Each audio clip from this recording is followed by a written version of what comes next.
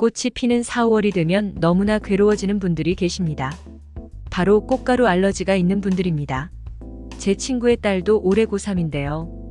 꽃가루 알러지로 고생을 하던 중에 두드러기까지 나서 병원에 가서 주사를 맞아 진정시킨 일이 있었습니다. 이 즈음에는 없어졌던 생리통도 다시 심해지고 소화도 잘 안 되는 증상들이 있는 상태에서 갑자기 두드러기가 나서 깜짝 놀랐는데요. 몸의 기전을 생각하며 살펴보니 이유는 이러했습니다. 꽃가루 알러지를 심하게 겪으면서 몸에는 원하지 않는 다양한 이물질이 체내에 쌓여 염증 반응을 일으키고 계속 히스타민을 분비하며 면역이 예민한 상태였는데 거기에다 히스타민을 많이 분비시키는 초콜릿과 카페인 음료, 에그타르트, 바나나 등을 좀 많이 먹으며 몸에 히스타민 과민 상태를 일으켰던 것으로 보입니다. 이 모든 증상들은 몸의 한계를 넘어선 오버플로우 현상을 보이고 있는 것입니다. 그래서 오늘은 히스타민 작용이 과해서 발생되는 히스타민 증후군에 대해 알아보고 해결 방안도 제안해 드리려고 합니다. 일단 히스타민 과민으로 인해 생기는 증상은 만성 피로, 마른 기침, 코막힘, 가려움증, 두드러기 등의 증상이 대표적인데요. 히스타민 작용은 생각보다 훨씬 복잡하고 광범위한 다양한 증상과 관련돼 있습니다.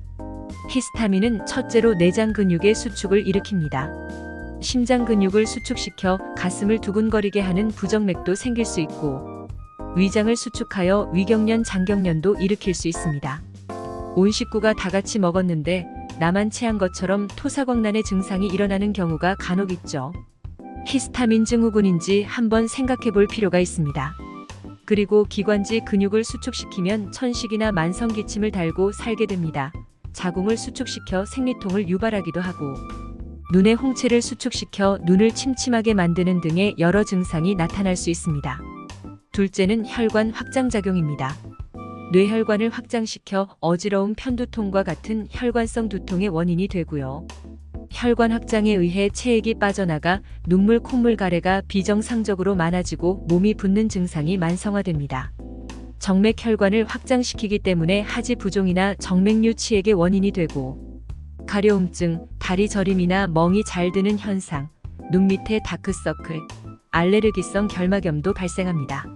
셋째, 위장관에서 위산과 소화액을 분비하는 작용을 가지고 있어 히스타민 과다 시에 위염, 위궤양을 비롯해 소화불량 등의 흔한 증상이 발생합니다. 넷째로 뇌에 있는 히스타민성 신경절에서 히스타민이 과잉 분비되면 히스타민의 각성작용에 의해 불면증과 불면에 의한 만성피로 증상이 발생합니다. 이렇듯 히스타민이 과잉 분비되었을 때 정말 다양한 증상이 나타나는 것을 볼 수 있는데요. 이런 증상들이 나타나면 삶의 질이 아주 떨어지게 됩니다. 이것이 바로 히스타민 증후군입니다. 이런 히스타민 증후군이 발생하면 병원에서는 여러 과들을 순회하게 됩니다. 비염이 생기니 이비인후과, 결막염이 생겨 안과도 가야 하고 두드러기에 대해서는 피부과, 어지러움증, 두통, 만성 통증에 대해 신경과, 소화불량이 일어나니 소화기내과, 부정맥에 대해 심장내과, 불면과 불안 증세, 우울증에 대해 정신과, 연령에 따라 소아과 등 정말 다양한 과에서 진료를 받아야 되는 불편한 상황이 되어버립니다. 하지만 이렇게 약으로 증상만 다스리는 대증요법만으로 히스타민 증후군을 근본적으로 해결하기는 쉽지 않은 것이 사실입니다. 현대의학이 의존해오던 방식은 주로 히스타민이 작용하는 수용체를 차단하는 항히스타민제를 처방받는 건데요. 어지럽거나 멀미할 때 먹는 것, 비염, 감기나 기침, 위장장애 시에 처방해주는 약이나 수면제 등도 모두 성분은 항히스타민제입니다. 물론 수용체가 조금씩 다르기 때문에 항히스타민제도 조금씩 다르긴 합니다. 문제는 이러한 항히스타민제를 만성적으로 사용하게 된다는 점과 항히스타민제가 특이성에 한계가 있기 때문에 한 가지 증상을 없애면 다른 장기에서는 반대 증상의 부작용이 발생할 수 있는 점입니다. 예를 들면 콧물약을 먹으면 졸립게 되는 현상이죠. 또한 최근에는 이러한 항히스타민제의 장기적인 사용은 남성 불임의 원인이 될 수 있다는 연구 보고가 있습니다.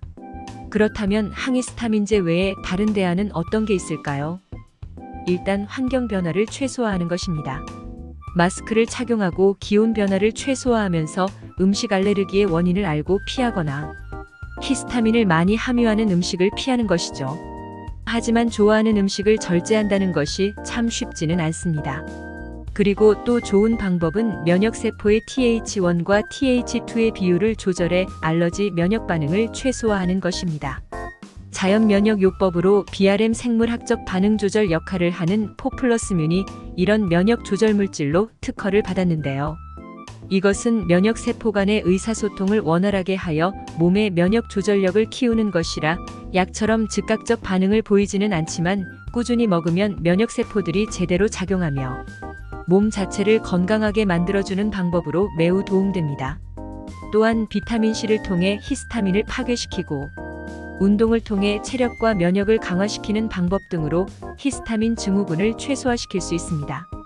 이런 방법은 약의 부작용을 피하면서 히스타민 증후군뿐만 아니라 몸을 전반적으로 모두 건강하게 하는 방법입니다.